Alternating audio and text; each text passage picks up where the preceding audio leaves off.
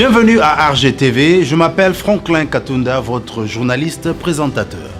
Il y a une nouvelle vague du renouveau, une nouvelle forme de médias disponible pour vous. Nous sommes donc une équipe de professionnels des médias, des journalistes, photographes, reporters, graphistes, caméramans, animateurs radio et podcasts. Nous sommes la grande famille du studio Bissau Productions, en direct de Dallas, dans l'État du Texas. À la chaîne RGTV, nous nous sommes assignés comme mission d'être une télévision d'éducation, d'information, une télévision pour la famille, la communauté et le gospel. Nous respirons un esprit positif et nos programmes amèneront un changement positif. RGTV, Rema, Gospel, TV. Shalom, shalom, que Dieu vous bénisse. Je suis votre sœur Grâce Divine. Bienvenue à Grâce Divine Show avec Atta Elroy, le Dieu qui voit tout et qui répond à toutes nos questions. Aujourd'hui, nous recevons pour la première fois un grand homme de Dieu. Il est pasteur des églises Cornerstone à Irving, Dallas et aussi à Doueke en Côte d'Ivoire. Il est écrivain. Il est l'auteur du livre Portrait of Distinction. Il a 22 ans de ministère. Nous vous présentons pour la toute première fois Pasteur Aimé Nchombo. Bonsoir, Pasteur Aimé Nchombo. Bonsoir, comment ça va? Ça va très bien, par la grâce de Dieu. Gloire au Seigneur. Nous bénissons le Seigneur, nous bénissons le nom du Seigneur pour ces moments. Nous voulons dire merci à sa servante, notre Sœur Grâce, qui nous donne le privilège, j'allais dire, de partager quelque chose encore avec vous. Bien-aimés, que le Seigneur vous bénisse, frères et sœurs qui nous suivez, que le Seigneur vous bénisse. Amen. C'est toujours une joie de se retrouver. Nous sommes ici à Dallas depuis 2007 et le Seigneur nous a fait grâce donc de diriger un peuple ici à Irving et aussi dernièrement nous avons commencé à Doueke, ça c'est à l'ouest de la Côte d'Ivoire, pour ceux qui sont de ce merveilleux pays, la Côte d'Ivoire. Voilà, que Dieu vous bénisse. C'est vraiment une joie de me retrouver au milieu de vous. Merci. Nous sommes ravis de vous avoir aussi parmi nous sur notre plateau ce soir. Aujourd'hui, nous voulons débattre une question très fondamentale dans notre marche chrétienne. Et cette question, c'est de savoir comment persévérer dans la foi au milieu des persécutions. Nous savons que la Bible nous dit que la foi est une ferme assurance des choses qu'on ne voit pas, une démonstration de celles qu'on espère. Le Seigneur Jésus nous dit dans la Bible que si vous avez la foi comme un grain de sénévré, vous direz à cette montagne, ôte-toi et jette-toi dans la mer, et la montagne obéira. Mais il s'avère que par moments, nous prions, nous gênons, nous implorons le Seigneur, nous nous repentons, et la montagne reste intacte. Et nous savons que la montagne représente les obstacles, les blocages, les échecs dans la vie, les humiliations, les maladies. Dans ces temps si difficiles, comment garder la foi? C'est notre question en ce jour. Une bonne question, une question pertinente. On parle de la foi, on parle aussi des persécutions. Commençons peut-être par définir un peu ce que c'est que la foi, n'est-ce pas? Exactement. La foi et puis aussi, par la même occasion, parler un peu plus de la persécution. La foi, simplement, c'est faire confiance au Seigneur. Faire confiance au Seigneur, je veux dire, agir comme si ce que Dieu disait, il allait le réaliser dans notre vie. C'est ça la foi. Exactement. Savoir que Dieu ne se trompe pas, savoir que Dieu est toujours à l'heure, Dieu est toujours au rendez-vous, et qu'il va accomplir ce que sa parole dit qu'il va accomplir. Amen. Mais, tu l'as si bien dit, il y a des montagnes, il y a des persécutions, il y a des problèmes, il y a des difficultés bien aimées dans la vie chrétienne. Quel que soit le nombre d'années de conversion, quel que soit le nombre d'années de ministère, il y a toujours des situations qui nous choquent. Il y a des situations qui nous amènent quelquefois à nous interroger sur notre connexion même avec ce Dieu dont nous parlons. Les persécutions font partie de la vie du chrétien.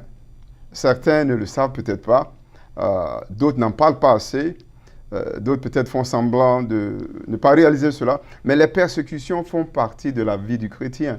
Ça fait partie de la vie du chrétien, à plusieurs niveaux. J'allais dire, les persécutions peuvent commencer au niveau personnel. Je veux dire, dans ta vie, tu peux avoir des persécutions. Mais en tant que maman, par exemple, aussi, il peut y avoir des persécutions au niveau de la famille. Okay. Et il peut aussi y avoir des persécutions au niveau de la nation.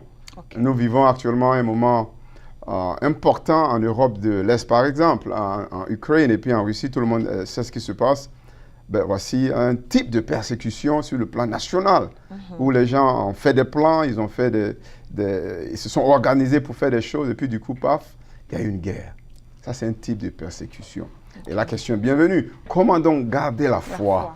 Yeah. Pendant des moments comme ça, comme nous le voyons en Ukraine ou ailleurs d'ailleurs, comment est-ce qu'on garde la foi? Je vais reposer la question, si tu permets, autrement. Je vais recadrer un peu à mon niveau, reposer un peu la question. Okay. C'est comme si on disait, comment est-ce qu'une maison peut tenir quand il y a la tempête? Okay. Comment est-ce que c'est la même chose en fait? Exactement. Comment on garde la foi? Comment est-ce qu'une maison pourrait tenir au milieu d'une tempête? Ici, nous sommes en Amérique, pour ceux qui nous suivent. Il y a un phénomène ici des hurricanes, des tornades. On le voit souvent, chaque année ça revient, ceux qui sont surtout au sud. Il y a ces fléaux, il y a ces difficultés. Une maison parmi tant d'autres, dans une région où le hurricane arrive, moi j'ai l'habitude de dire que quand le hurricane arrive, quand les tornades arrivent, ça ne choisit pas la maison des chrétiens. Exactement. Ça vient et ça balaie toutes les maisons. Mais le Seigneur nous parle de cela. Il nous parle de cela dans l'évangile de Matthieu. Il donne cette parole par rapport justement à deux maisons qui font face aux mêmes intempéries, deux maisons qui font face aux mêmes difficultés, qui font face aux mêmes, mêmes conditions climatiques. Et il fait bien de nous signaler et nous signifier qu'il y en a une qui tient. Exactement. Amen. Amen. Il y en a une qui tient, mais l'autre s'écroule. Pourtant, ces maisons sont dans les mêmes conditions. On pourrait parler peut-être de deux chrétiens qui vont dans la même église, qui suivent les mêmes enseignements, qui marchent ensemble peut-être même. Mais quand il y a une situation qui se pose, il y a un qui s'écroule, il y a un qui, quitte même l'église, il y a un qui quitte la foi, pendant que l'autre tient ferme. Comment garder la foi? Dans cet exemple que je viens de donner, le Seigneur a donné la réponse à cette question. C'est celui qui écoute la parole et qui la garde. Okay. Celui qui écoute la parole et qui la garde, qui reçoit cette parole et qui la garde. Celui dont la vie chrétienne est basée sur la parole de Dieu. Je veux dire, pour pouvoir garder la foi pendant les persécutions, il faut savoir que le Dieu qui t'a fait la promesse est un Dieu de vérité. Amen. Le Dieu qui a fait la promesse est un Dieu qui ne ment pas. Le Dieu qui a fait la promesse est un Dieu qui va tenir sa promesse. Amen. Donc, quelles que soient les difficultés, tu sais que Dieu va agir. Exactement. Amen. Amen. Et moi, j'aime bien le football. Je vais donner une illustration par rapport au football. C'est comme quelqu'un qui est en train de jouer un match de football. Et l'équipe est menée 3-0. Il reste juste 5 minutes plus prolongation. Là, c'est des persécutions. Exactement. Alléluia. Mais il reste 5 minutes. Le temps passe. Mais celui qui garde la foi, celui qui a la foi, sait que il reste 5 minutes, il y a encore le temps pour agir. Exactement. Même si les 5 minutes passent, il y a encore les prolongations. Exactement. Il y a encore le temps pour agir. Et tant que l'arbitre n'a pas sifflé la fin du match, il peut y avoir égalisation.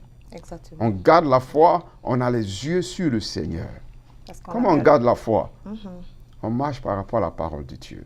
On garde les yeux sur le Seigneur. Exactement. On sait que tant que l'arbitre n'a pas sifflé la fin du match, dans ce cas précis, tant que Dieu n'a pas dit c'est fini, et alors il y a encore la vie, il y a encore l'espoir.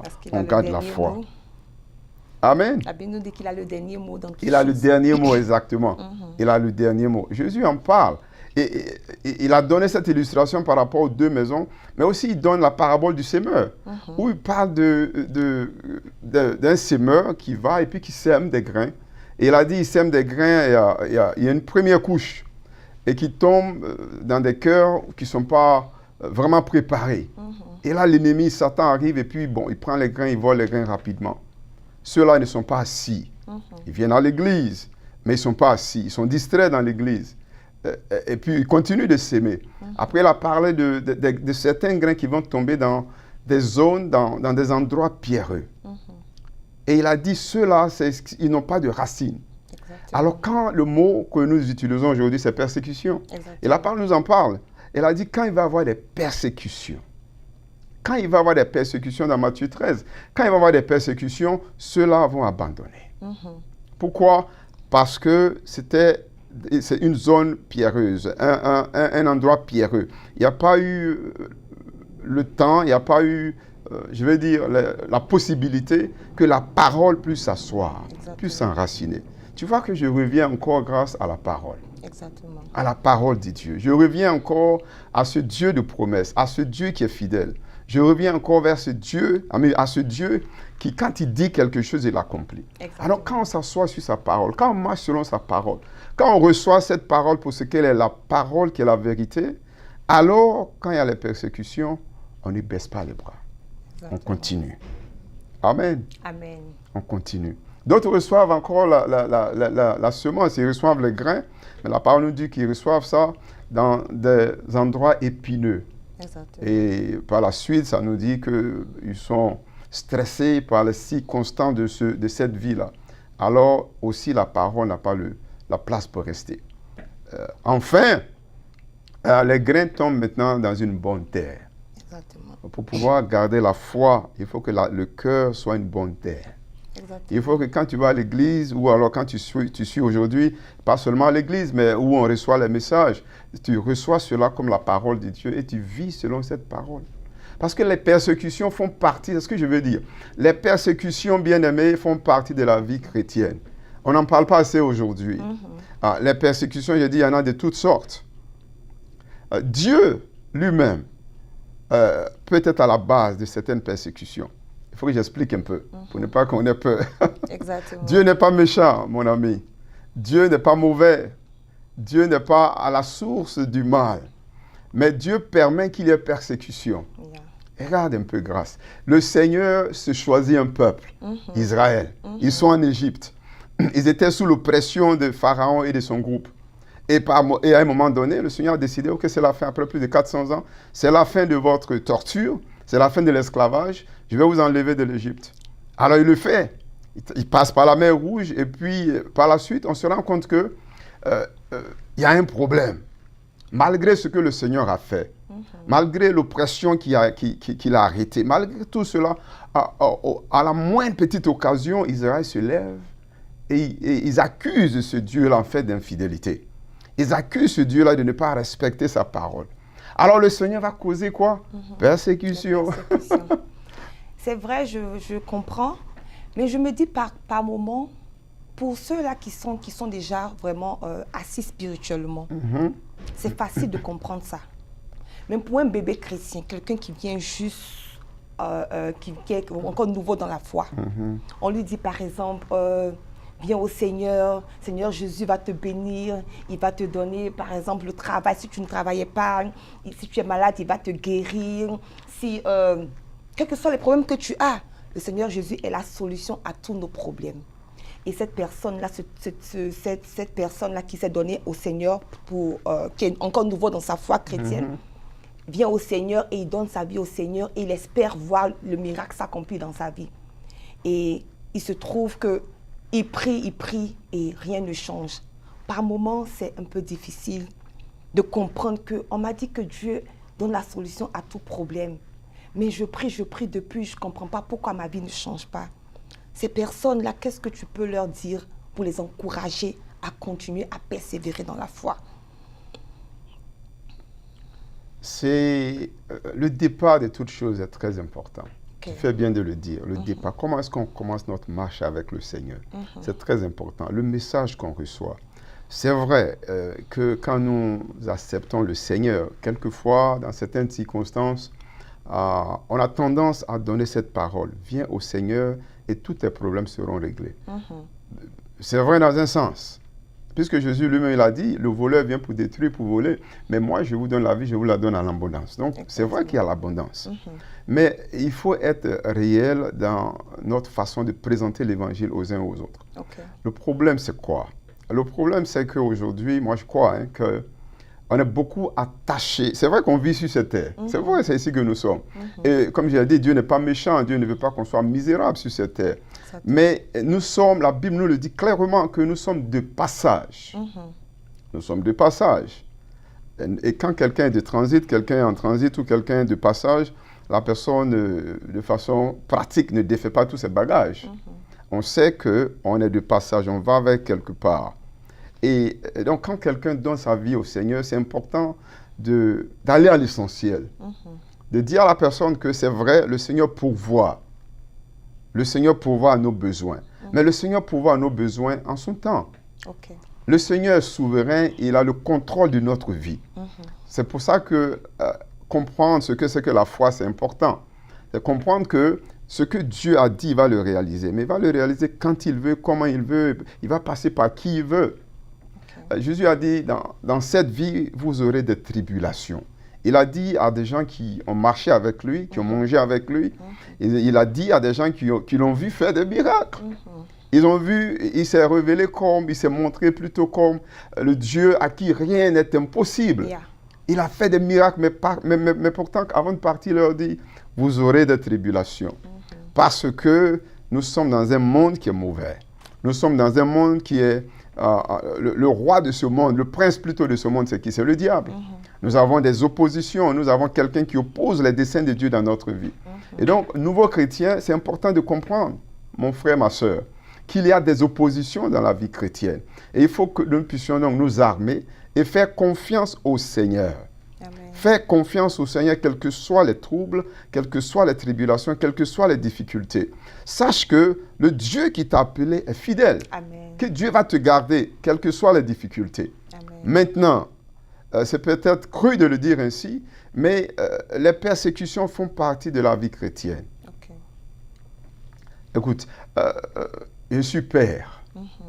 Et si je parle à mon fils, à un des enfants, je lui parle une fois, je lui parle 2 fois, je lui parle 3 fois. Je continue de lui parler. Et la même chose continue. À un moment donné, tu arrêtes de parler, n'est-ce pas? Tu es mère aussi, tu ferais la même chose. À un moment donné, tu arrêtes de parler parce que tu veux que l'enfant apprenne. Exactement. Alors Dieu c'est un voyage avec le Seigneur. Il nous donne de marcher avec lui, il va nous discipliner parce qu'il nous aime. Okay.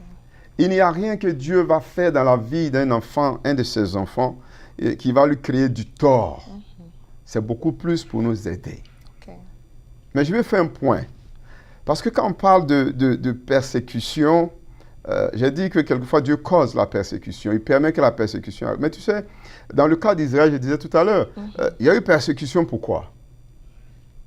Chaque fois qu'on parle de persécution dans la Bible, c'est parce qu'il y a eu quelque chose auparavant. Il y a eu persécution dans la vie d'Israël, pourquoi? À cause de leur désobéissance.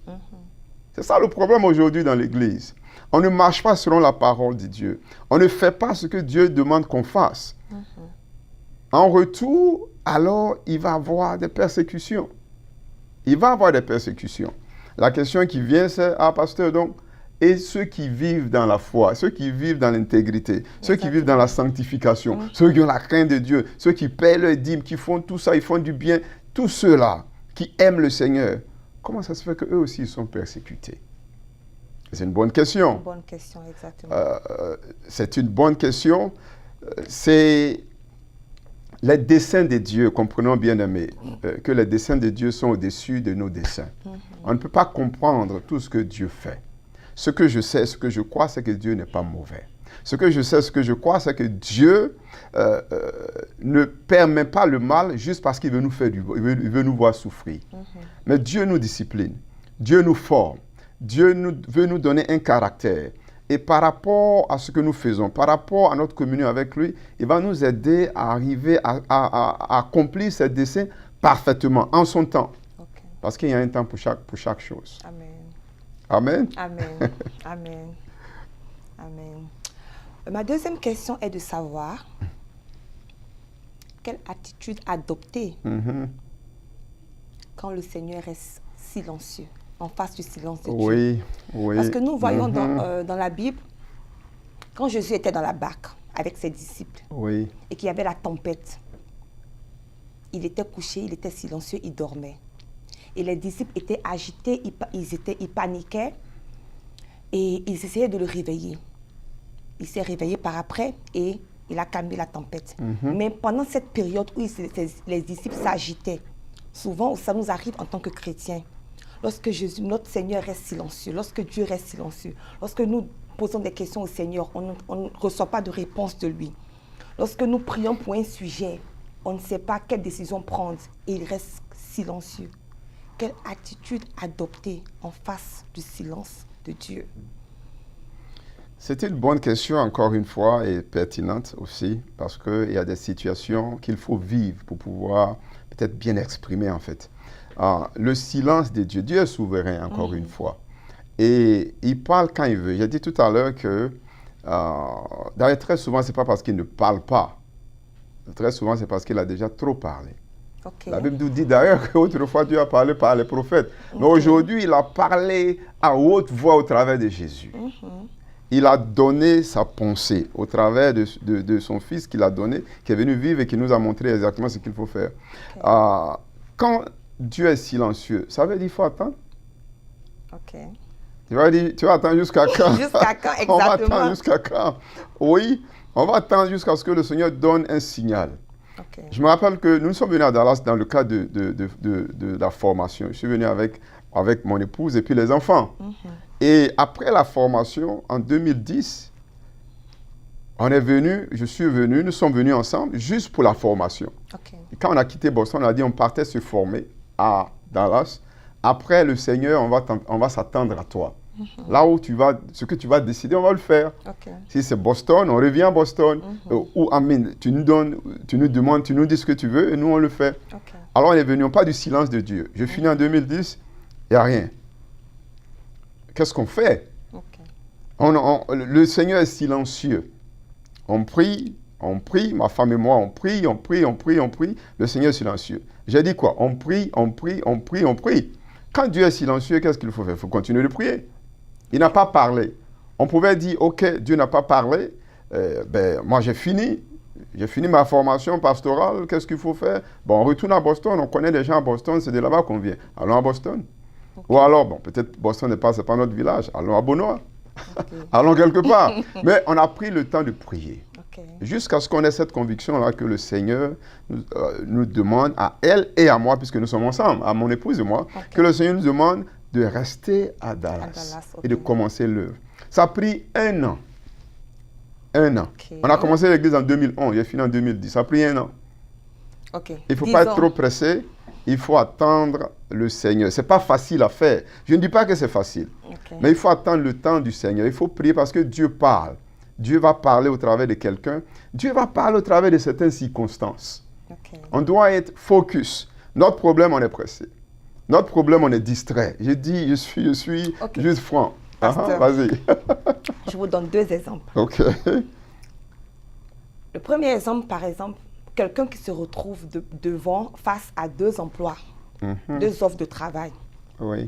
Et il ne sait pas quoi choisir parce qu'il veut choisir, il veut opter pour la volonté de Dieu.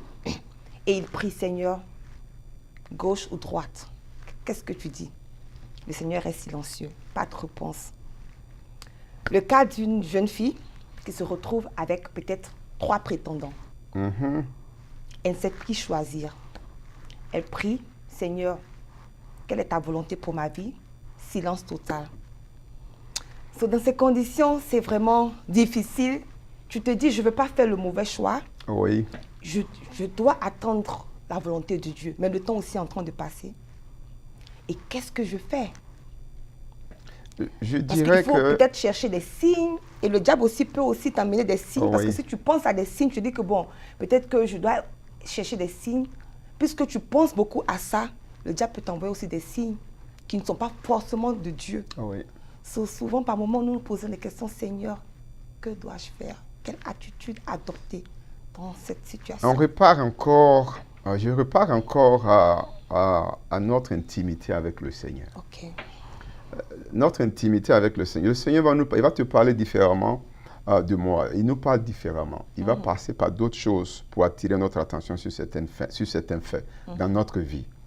Et l'enfant de Dieu, comme j'ai dit, qui est donc intime avec son Seigneur, l'enfant de Dieu qui est rempli du Saint-Esprit, qui est sérieux avec son Dieu, quelque part saura comment aborder une certaine situation. Okay. Celui qui cherche le travail, c'est pas... Il faut dire que le Seigneur nous donne la sagesse. Et par rapport au boulot, par exemple, il est rare que le Seigneur te montre peut-être une vision. Ça arrive. Mais il est rare que le Seigneur te donne une vision, ou bien te fasse une lettre pour te dire, ou bien un appel pour te dire, OK, moi j'aimerais que tu fasses ce boulot. Mais tu as ta vie, le Seigneur nous comble de sagesse. Exactement. Et par rapport à certaines situations, toi tu es mère. Il y a certaines réalités qui vont faire qu'il y a un boulot qui va marcher beaucoup plus pour toi que d'autres. Et ça, c'est important. Et moi, je suis serviteur de Dieu, j'enseigne aussi, comme tu sais. Et il y a des circonstances, je veux dire, il y a des boulots, par exemple, que je ne pouvais pas faire, simplement parce que je suis serviteur de Dieu. Je suis appelé à servir Dieu, je ne suis pas appelé à vendre des voitures. Il y a des choses qui vont faire que ça va toucher à ton intégrité. Ça va toucher à ta réputation. Ça va, you know what I'm saying? Et donc, quand c'est ainsi, on prend tout ça, on met tout ça ensemble et puis on va devant le Seigneur. Et le Saint-Esprit va nous diriger dans un sens ou un autre. Dans le cas du mariage, c'est pareil. Tu me l'as entendu dire plusieurs fois. Dieu n'a pas d'agence de mariage. Moi, je le dis souvent. Il n'a pas d'agence de mariage. Mais il donne des signes.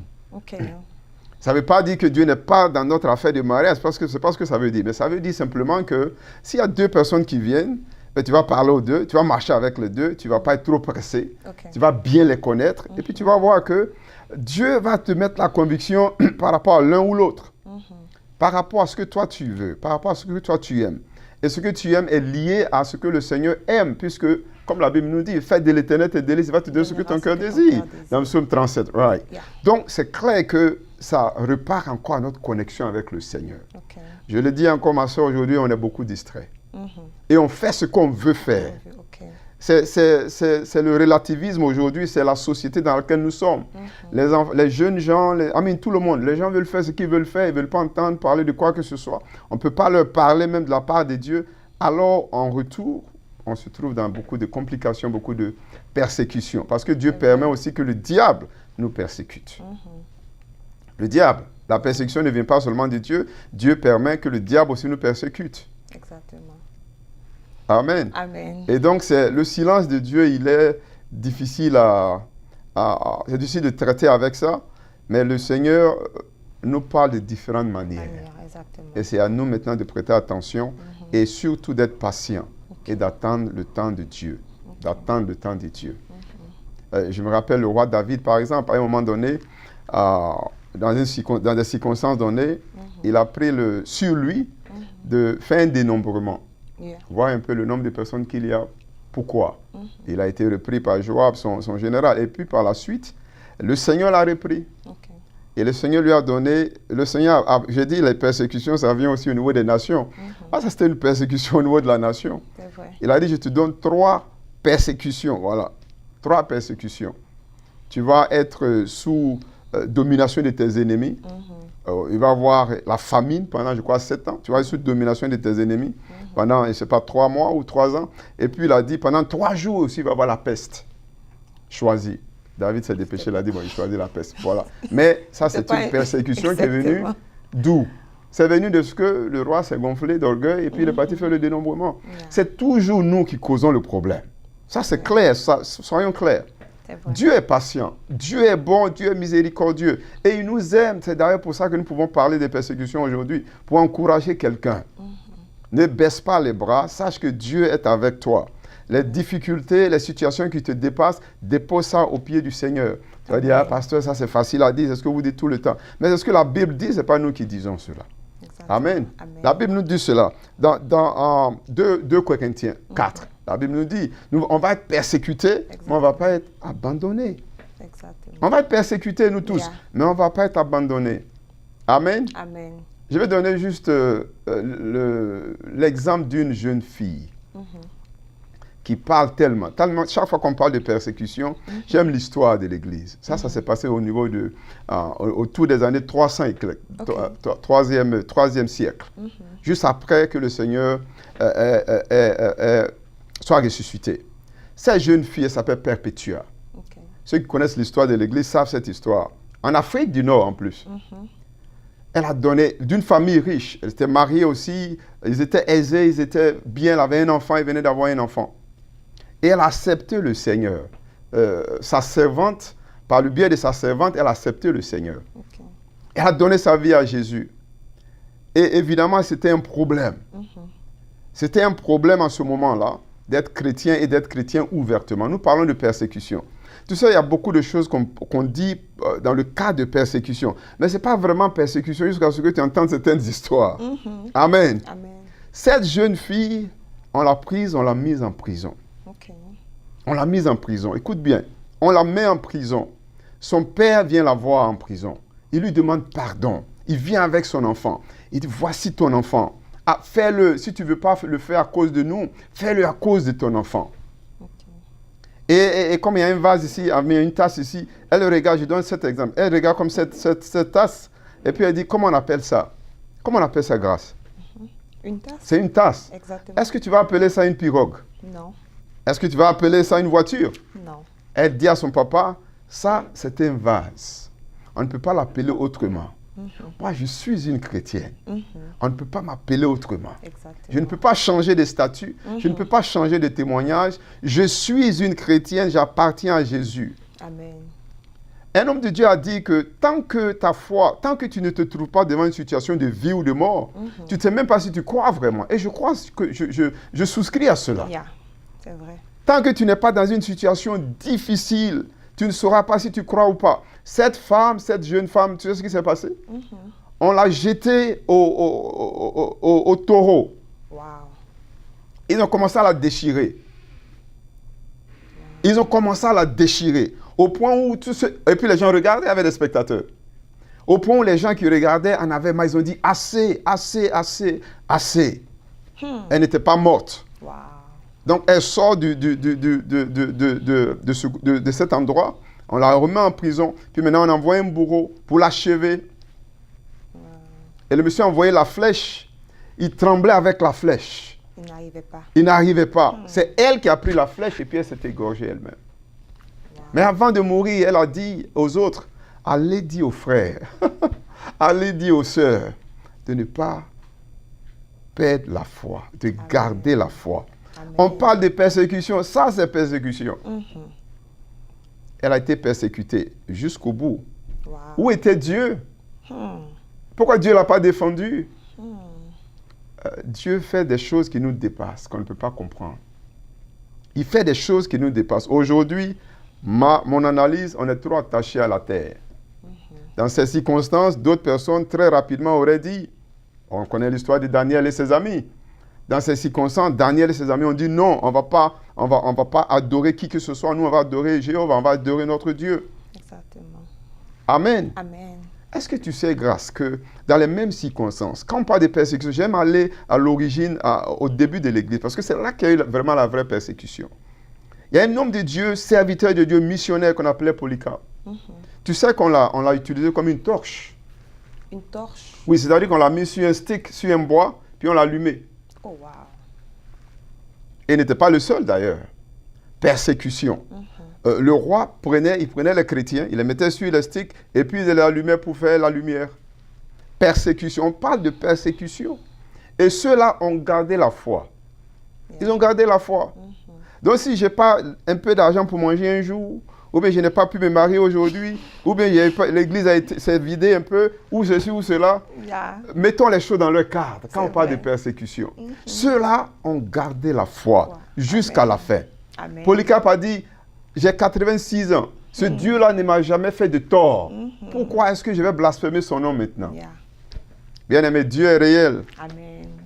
Dieu est réel. Il est plus fort que les persécutions. Amen. Il est plus bon que les persécutions. Amen. Il va te garder. Amen. Seulement marche par la foi. Amen. On a commencé avec la foi, on va finir avec la foi. Amen. Garde la foi, Amen. Parce que Dieu ne ment pas. Amen. Garde la foi parce que Dieu veille sur sa parole pour l'accomplir. Garde la foi parce que Dieu est avec toi. Même s'il arrivait, parce que la mort arrive même aussi aux chrétiens. Même s'il arrivait la mort, ce n'est pas la fin de Dieu. Amen. Ce n'est pas la fin de Dieu. Amen. Dieu est avec nous et nous sommes plus que vainqueurs. Ce que la Bible dit dans Romains 8. Nous sommes plus que vainqueurs. Yeah. Rien ne va nous séparer de l'amour de Dieu, ma soeur. Amen. Amen. Amen. Amen. Amen. Amen. Amen. Amen. Je suis vraiment satisfaite de cette réponse. Et ce que je peux ajouter, c'est dans le livre de Jean 5, le verset 4, la parole de Dieu nous dit, parce que tout ce qui est né de Dieu triomphe du monde. Et la victoire qui triomphe du monde, c'est notre foi. Amen. Il nous dit dans Hébreux 11, le verset 6. Or, sans la foi, il est impossible de lui être agréable. Amen. Car il faut que celui qui s'approche de Dieu croit que Dieu existe et il est le rémunérateur de ceux-là qui le cherchent. Ah oui. Amen. Donc, je fais la symbiose de ces deux versets. Je comprends par là que nous vivons non pas par la vue, mais par la foi. Amen. Et nous savons que lorsque nous sommes persécutés, quels que soient les combats, nous devons garder la foi parce que le Seigneur Jésus-Christ nous donnera toujours la victoire. Et nous savons que il nous dit dans sa parole que c'est lui qui vit en nous. Et lui, vivant en nous, nous sommes plus que vainqueurs parce que nous savons que celui qui est en nous est plus fort. Je vous encourage à garder la foi. Je vous encourage à continuer à prier, à mettre toute votre confiance en Dieu, quels que soient les combats. Que Dieu vous bénisse.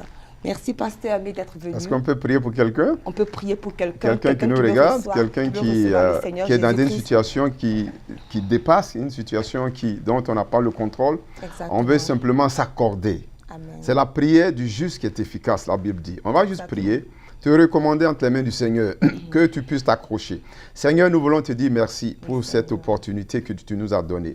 Merci pour les cœurs, pour les uns et les autres. Merci pour cette personne qui nous regarde, cette personne qui nous écoute, cette personne qui est dans des situations difficiles, cette personne qui est persécutée. Nous voulons te la confier encore. Que ta présence soit son partage. Amen. Que toi seul puisses agir en sa faveur. Amen. Que tu puisses lui donner la paix encore, roi de gloire. Amen. Que toi seul sois glorifié dans sa vie. Amen. Nous voulons encore, Seigneur, que la honte soit dans le camp de l'ennemi. Tu dis que ceux qui se confient en toi ils ne sont point confus. Amen. Que la confusion soit plutôt dans le camp de l'ennemi. Merci pour ta présence qui est notre partage. Merci de ce que tu continues de marcher auprès de nous. Amen. Merci. Que la paix, que la gloire, que l'adoration te revienne à toi et à toi seul. Que la paix soit notre partage à nous tous. Au nom de Jésus. Amen. Amen. Amen. Amen. Amen. Amen. Que Dieu vous bénisse.